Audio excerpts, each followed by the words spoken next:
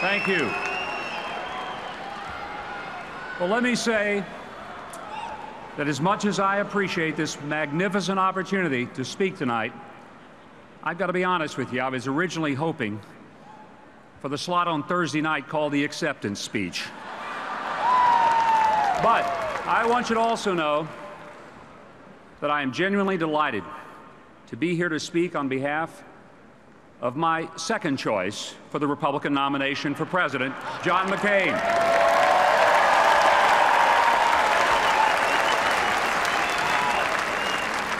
John McCain is a man with the character and the stubborn kind of integrity that we need in a president. But I want to begin by doing something a little unusual. I'd like to thank the elite media for doing something that, quite frankly, I wasn't sure could be done. And that's unifying the Republican Party and all of America in support of Senator McCain and Governor Palin.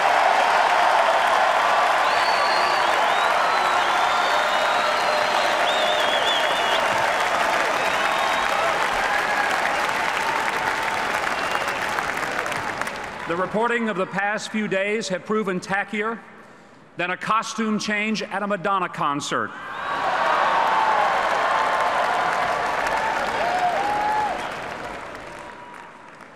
I grew up at a time and in a place where the civil rights movement was fought. And I witnessed firsthand the shameful evil of racism. I saw how ignorance and prejudice cause people to do the unthinkable to people of color. And it wasn't so many years ago. I want to say with the utmost of sincerity, not as a Republican, but as an American, that I have great respect for Senator Obama's historic achievement to become his party's nominee, not because of his color, but with indifference to it.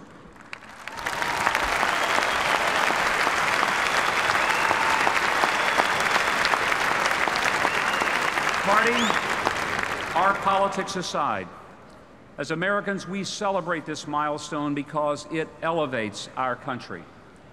But the presidency is not a symbolic job, and I fear that his election would elevate our taxes and our risk in a dangerous world. Now, Obama was right when he said that this election is not about him. It is about you. When gasoline costs $4 a gallon, it makes it tough if you're a single mom trying to get to work each day in a used car that you drive. You want something to change. If you're a flight attendant or a baggage handler and you're asked to take the pay cut to keep your job, you want something to change.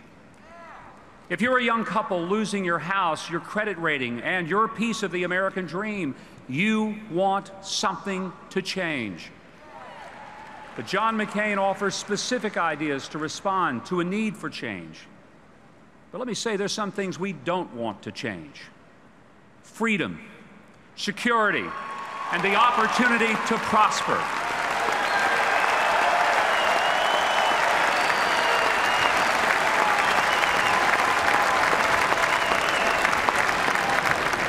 Barack Obama's excellent adventure to Europe took his campaign for change to hundreds of thousands of people who don't even vote or pay taxes here.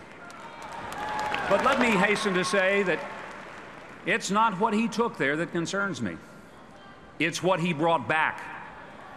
European ideas that give the government the chance to grab even more of our liberty and destroy our hard-earned livelihood. Fact is, my friends, most Americans don't want more government. They want less government.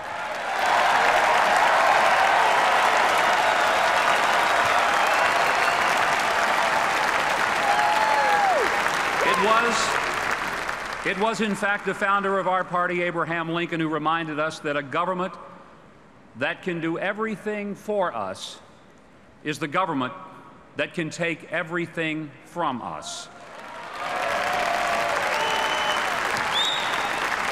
Now, I get a little tired of hearing how the Democrats care so much for the working guy, as if all Republicans grew up with silk stockings and silver spoons. You see, in my little town of Hope, Arkansas, the three sacred heroes were Jesus, Elvis, and FDR, not necessarily in that order. My own father, for example, held down 2 jobs, barely affording the little rented house that I grew up in. My dad was one of those guys, like so many of your dads. He worked hard. He lifted heavy things. He got his hands dirty. In fact, the only soap we ever had in my house was lava. Let me explain that. I was in college before I found out it isn't supposed to hurt when you take a shower.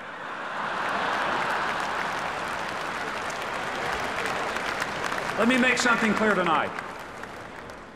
I'm not a Republican because I grew up rich. I'm a Republican because I didn't want to spend the rest of my life poor, waiting for the government to rescue me.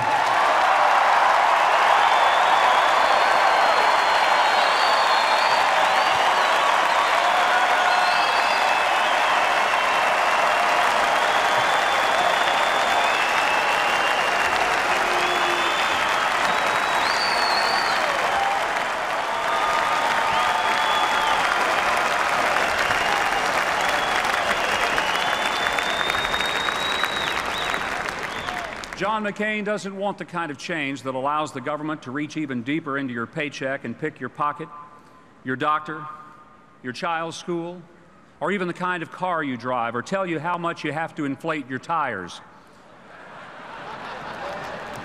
And he doesn't want to change the definition of marriage. And unlike the Democratic ticket, Senator McCain and Governor Palin believe that every human life has intrinsic worth and value from the moment of conception.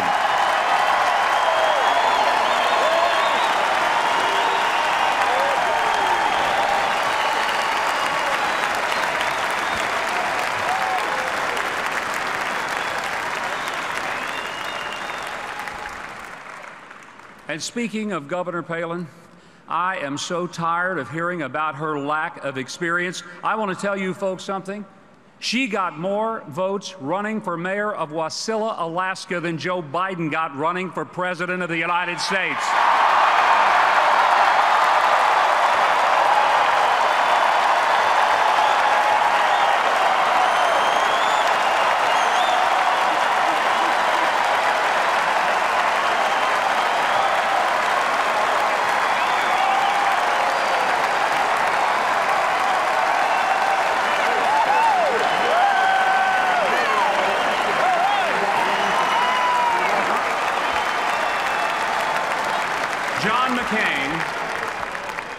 John McCain is by far the most prepared, the most experienced, and truly the most tested presidential candidate. He is thoroughly tested. When John McCain received his country's call to service, he did not hesitate, and he did not choose the easy path. He sat alone in the cockpit, taking off from an aircraft carrier to fly in the unfriendly skies, knowing that there was a good chance he might not make it back. And one day, he didn't make it back. He was shot down and captured, brutally tortured. He could have eased his own pain, even cut short his imprisonment, just by uttering a few simple words renouncing his country. But then, as now, John McCain put his country first. And he knew that to return with honor later was better than to return without it now. Most of us can lift our arms high in the air so that we can signify when we want something. He can't even lift his arms to his shoulder, which is a constant reminder that his life is marked not by what he's wanting to receive, but rather by what he has already given.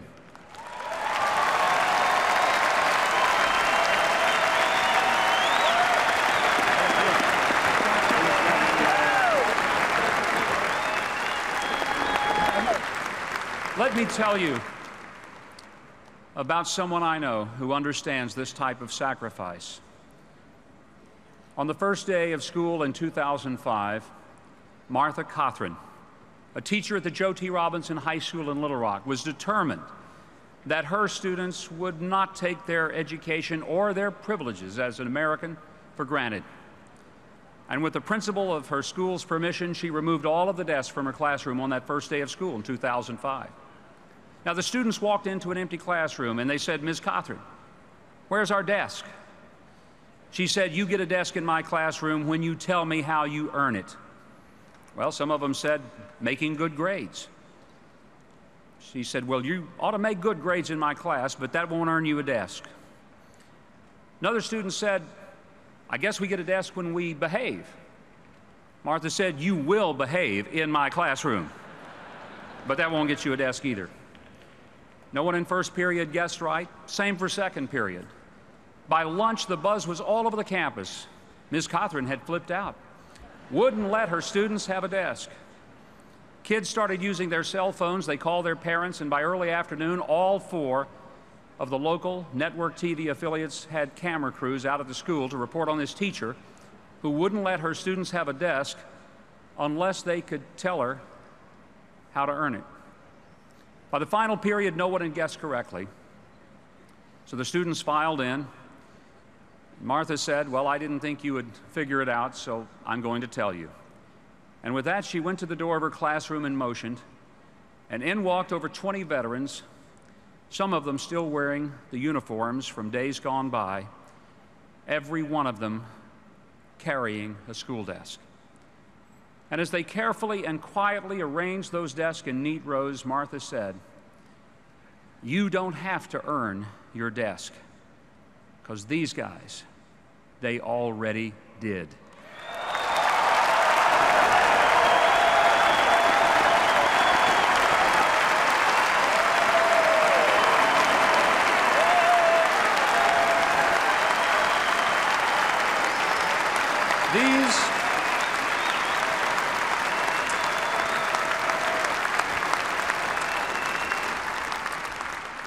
These brave veterans had gone halfway around the world, giving up their education, interrupting their careers and families, so that we could have the freedom that we have.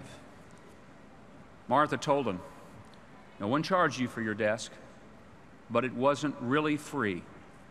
These guys bought it for you. And I hope you never, ever forget it." And I wish, ladies and gentlemen, I wish we would all remember that being American is not just about the freedom we have, it is about those who gave it to us. And let me remind you of something. John McCain is one of those people who helped buy the freedom and the school desk that we had. John McCain helped me have a school desk. And I want to tell you, I pledge myself to doing everything I can to help him earn a desk, and I'm thinking the one that's in the Oval Office would fit him very, very well. Thank you. God bless you folks. Thank you.